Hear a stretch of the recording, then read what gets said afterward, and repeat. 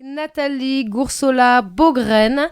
Elle est diplômée en psychologie du développement et de l'éducation et en sciences économiques. Nathalie Goursola-Beaugraine est consultante en éducation et formatrice de professionnels de l'éducation et des métiers médico-sociaux.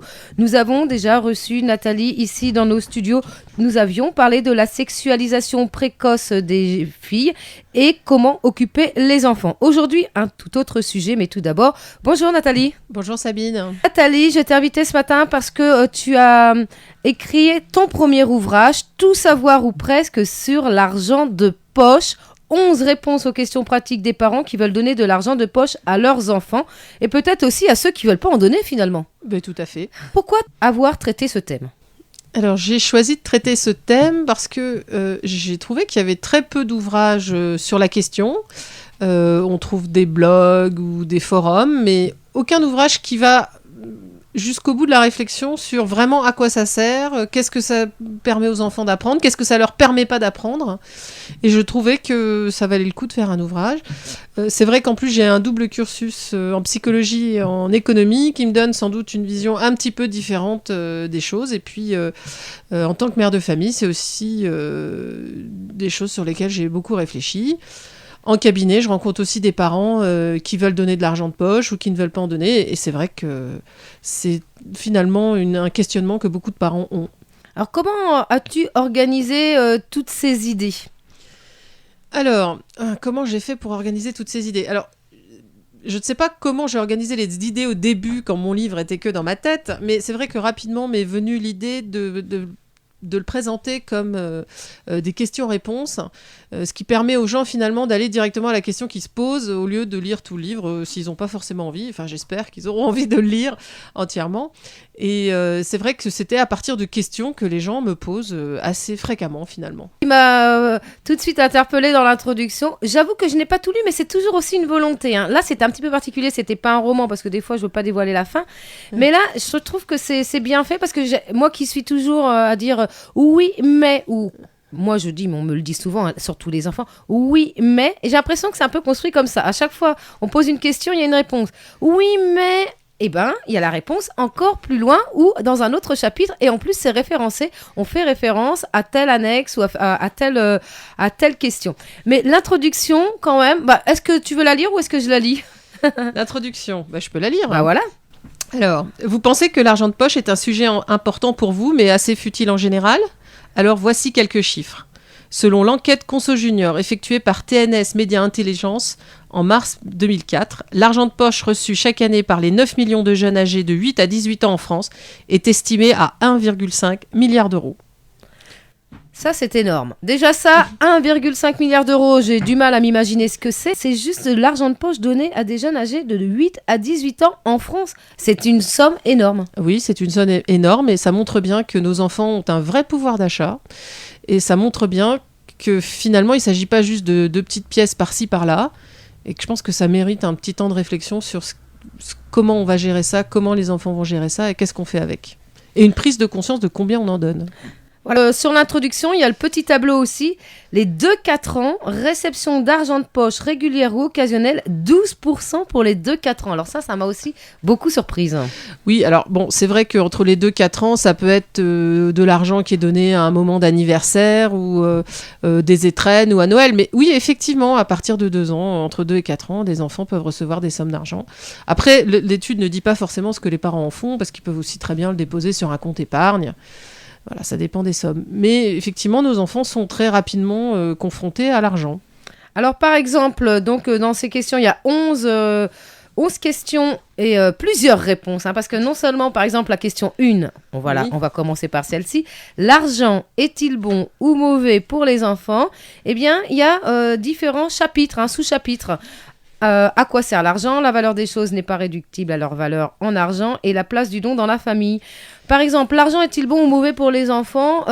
Comment as-tu mené ta réflexion en fait ? C'est vrai que ma réflexion, c'était de me rendre compte qu'il y a beaucoup de gens pour qui l'argent est mauvais parce qu'il salirait tout, il salirait les relations sociales, etc. Or, là c'est mon passé d'économiste qui parle. L'argent, c'est surtout un extraordinaire moyen d'acheter des choses, de conserver de la valeur, etc. Il n'y a pas de valeur morale en économie par rapport à l'argent. C'est un moyen. Voilà. Et il y a un proverbe qui dit que l'argent est un bon serviteur et un mauvais maître. C'est exactement ça, c'est-à-dire que l'argent, il sert à beaucoup de choses très importantes, et ça, je pense que c'était important de remettre ça en perspective. Après, la question est de savoir qu'est-ce qu'on en fait de cet argent. Donc effectivement, on peut l'utiliser de manière bonne ou mauvaise. J'allais dire que l'introduction de l'argent au sein de la famille peut avoir des conséquences qui ne sont pas très bonnes, hein. Par exemple, l'idée de toujours payer ses enfants s'y rendre un petit service, par exemple. Mais au départ, c'est vrai que beaucoup de gens ont l'impression qu'il faut qu'ils protègent leurs enfants de l'argent parce que ça serait sale, parce que l'argent salit tout ce qui touche. Voilà, pour moi, c'était une idée qui était un peu courte finalement, hein, puisque l'argent, c'est quand même pratique. J'allais dire, nos arrière-grands-parents, s'ils n'avaient pas beaucoup d'argent, qu'il fallait qu'ils conservent leurs patates dans une cave, ils n'étaient pas sûrs que les souris n'aient pas mangé les patates à la fin de l'année, hein. C'est quand même plus pratique que d'avoir de l'argent à la banque, hein. Voilà, on est sûr que les rats les mangeront pas. Peut-être d'autres personnes, mais pas les rats. Et aussi, bon, à chaque fois, on parle bien aussi de la valeur des choses. Enfin, il faut jamais oublier la valeur des choses, hein, c'est pas seulement une valeur marchande. Oui, l'argent, ça mesure une valeur marchande, mais tout n'est pas réductible à une valeur marchande. Et ça, c'est important de le dire. Donc, les rapports sociaux, quand je parle du don et du contre-don, c'est-à-dire qu'une famille, c'est un lieu où on échange des services. Il n'y a pas lieu d'échanger de l'argent quand on échange des services. Je veux dire, vous n'allez pas facturer vos enfants quand il faut que vous faites leur lessive. Et c'est pareil, il n'y a pas de raison que vous les payiez quand ils débarrassent la table. Voilà. Et ça, j'ai trouvé très intéressant, don contre don, quand l'enfant demande à un moment donné, oui, mais est-ce que tu pourrais me payer parce que j'ai rangé ma chambre? Et là, vous partez dans une belle un bel exemple, hein. Oui, tout à fait. Oui, parce qu'en fait, il s'agit de pousser le raisonnement jusqu'au bout. C'est-à-dire, oui, d'accord, tu veux de l'argent pour ranger ta chambre. Donc, tu veux de l'argent pour le service que tu rends. Pourquoi pas? Alors allons jusqu'au bout et faisons donc la liste de tous les services que je te rends. Donc, alors pour la préparation du repas, je veux tant. Pour t'emmener à l'école, je veux tant. Et finalement, à la fin, l'enfant se rend rapidement compte qu'il n'y gagnerait pas de se faire payer pour avoir rangé sa chambre. Et c'est vrai que je connais des personnes qui ont testé ça et c'est très très efficace avec les enfants. Ils comprennent vite qu'ils seraient perdants. Moi, je me rappelle de ça aussi. Ma sœur m'avait dit ça aussi, ma grande sœur. Il y a aussi des règles à suivre quand on donne... Enfin, moi, je vais dans le... Enfin, oui. J'avance, hein, mais c'est juste des exemples. Mais... Parce qu'en fait, j'ai pas tout lu, mais j'ai été la mauvaise élève. Hein. J'ai pas été... Je suis allée chercher les questions qui m'intéressaient. Y a-t-il des règles à suivre quand on donne de l'argent de poche ? Oui, je pense que... Alors après, chacun fait comme il veut, hein. C'est toujours la même chose, hein. Je n'impose rien. Mais je pense qu'il y a quelques règles importantes, hein. Je crois que j'en ai 4. Première règle, hein, c'est de donner l'argent de poche régulièrement. Parce que si on a l'intention, en tout cas, que les enfants apprennent à gérer, entre guillemets, leur argent, il faut que, par exemple, si, je sais pas moi, vous avez un enfant qui a 10 ans, qui a 1 euro pour s'acheter des bonbons chaque semaine, il faut qu'il ait l'occasion de se tromper et de recommencer la semaine d'après sans que ça ait été dramatique. Hein. Donc régulièrement, ça veut dire du coup voilà, cette semaine j'ai tout dépensé en bonbons et il me reste plus rien, mais c'est pas grave parce que je sais que la semaine prochaine allez, je voudrais m'acheter des petites images pour coller dans mon cahier machin chose de foot, et bien la semaine prochaine je vais pouvoir économiser. Voilà. Donc on peut se tromper sans que ce soit dramatique. Donc assez régulièrement. Ensuite, ne jamais faire d'avance d'argent de poche, parce que alors là, c'est oui, mais si tu me donnes 50 centimes, je pourrais acheter tel truc, etc. Or, donner de l'argent de poche, ça apprend aux enfants à repousser leur satisfaction, donc à apprendre à attendre et à gérer leur frustration. Donc, si on leur fait déjà des prêts, donc on les habitue quelque part à faire des emprunts, et ça, c'est pas une très bonne idée. Il faut qu'ils apprennent à gérer ce qu'ils ont, point barre. Bon, alors après, hein, ça dépend aussi de l'âge d'un enfant, hein, parce que vous avez une fille qui a 15 ans, qui veut s'acheter une veste, qui est en solde. Vous savez que dès les premiers jours de solde, ça va disparaître. Elle a besoin de 10 € sur une veste qui en coûte 40. Bon, on est sur une chose un petit peu différente. Mais il vaut mieux éviter de faire ça. Il faut éviter d'autoriser les prêts entre frères et sœurs, parce que alors là, on n'en sort plus. Hein, c'est « Ah, mais je lui ai prêté 50 centimes, il ne veut pas me les rendre !» Et donc là, on interdit. Voilà. On instaure la règle. Voilà. Et puis, laisser l'enfant aussi un petit peu acheter ce qu'il veut sans interférence, donc avec toujours des limites. Hein. Il ne s'agit pas de l'autoriser d'aller s'acheter des cigarettes ou de l'alcool. Mais voilà, de l'autoriser à se tromper. C'est-à-dire que s'il veut s'acheter un jouet complètement nul et dont vous savez qu'il va être cassé dans les 3 jours, et ben, tant pis pour lui. Il faut qu'il apprenne aussi à faire ses choix. Mais j'ai bien aimé la conclusion de ce chapitre où c'est pas la peine de lui dire « je te l'avais dit ». Oui.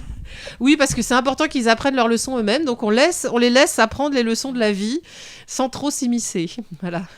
Ça m'a fait rire. En fait, voilà, bon, vous voyez, hein, c'est vraiment construit, c'est tout savoir ou presque sur l'argent de poche. Nathalie n'est pas de genre de personne à dire moi je sais tout, j'ai tout expérimenté. Non, elle cherche, elle essaie de trouver de plus en plus de situations, elle rencontre beaucoup de parents et surtout, elle organise pour nous, elle met un petit peu d'ordre dans nos idées, hein, parce que c'est vrai que quand on lit, ça nous paraît évident. En fait, là, c'est écrit noir sur blanc. Donc, si on veut se procurer cet ouvrage, tout savoir ou presque sur l'argent de poche, 11 réponses aux questions pratiques des parents qui veulent donner de l'argent de poche à leurs enfants, de Nathalie Goursola-Beaugraine. Où peut-on le trouver, Nathalie ? Alors, on peut le commander directement chez l'éditeur, qui est Edilivre, edilivre.com, mais on peut de toute manière le commander à la FNAC, on peut le commander sur Amazon et on peut le commander chez son libraire. Alors moi j'avais quand même une question parce que quand je dis j'ai reçu je dis Nathalie parce que c'est toujours trop long hein, à chaque fois donc et après les gens quand ils me demandent plus je donne les coordonnées complètes mais je dis ouais j'ai reçu une diplômée en psychologie du développement et de l'éducation et elle est consultante en éducation. Alors au départ ah bon mais c'est quand même pas elle qui va faire l'éducation de nos enfants. Non, alors en quoi consistent ces visites qu'on peut faire avec toi à Salanches ? Alors une consultation, c'est pas un moment où je vais dire aux gens ce qu'ils doivent faire. C'est un moment où j'écoute ce que les gens ont à dire et des problématiques qu'ils rencontrent. Et on réfléchit ensemble, je les guide. Ça m'arrive aussi de leur dire des choses que je sais, évidemment. Hein. Par exemple, s'ils viennent parce qu'ils ont du mal à se faire obéir, je leur apprends comment on pose une règle. Et après, c'est eux qui font leur choix. Hein. Mais moi, je suis une ressource. Je suis un soutien et je suis aussi une personne qui les aide à formuler les idées qu'ils ont, ce qu'ils ont dans la tête et qu'ils n'ont pas toujours formulé tout haut. Et avec moi, on décortique et on trouve des solutions. Nathalie Goursola-Beaugraine, hein, pour son ouvrage Tout savoir ou presque sur l'argent de poche. Et si vous n'avez pas eu le temps d'écrire les 95 lettres de son nom, eh bien vous pouvez appeler Radio Gifre au 04 50 34 47 48. Merci beaucoup Nathalie. Merci beaucoup Sabine. À bientôt. À bientôt.